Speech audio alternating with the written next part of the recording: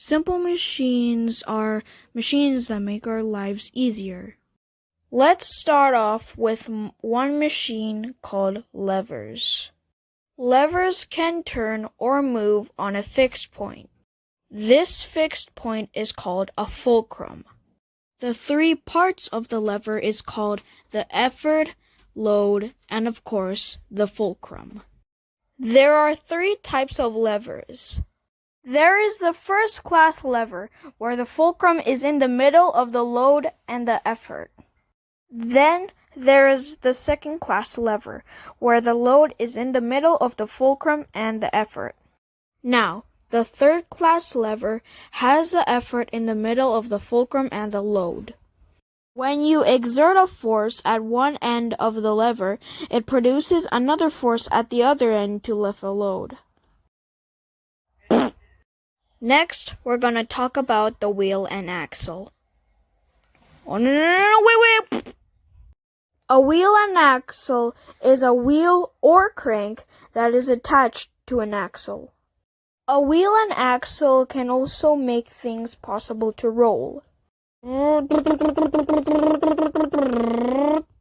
A wheel and axle reduces friction, so you won't have to drag things place to place.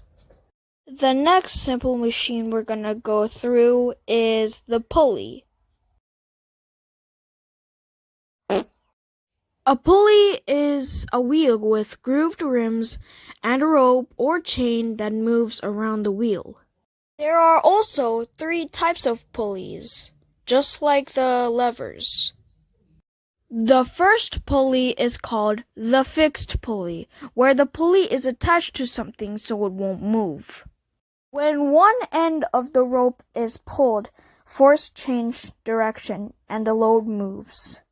The next pulley is the movable pulley, where the pulley is attached to the load. When you pull up on the pulley rope, the load moves up too. Lastly, we have the combined pulley, which uses both fixed and movable pulleys. The fixed pulley changes the direction of force, while the movable pulley allows you to lift a heavier load than you would with just a fixed pulley. Now, finally, for the next simple machine is the inclined plane. Wait, not that kind of plane! An inclined plane is a flat, sloping surface over which can be rolled or slid to a higher level. Screws are also inclined planes wrapped around a shaft. They also include other things, such as a thread and a pitch. Wedges are also inclined planes that are turned to the sides. They are also used to force objects apart.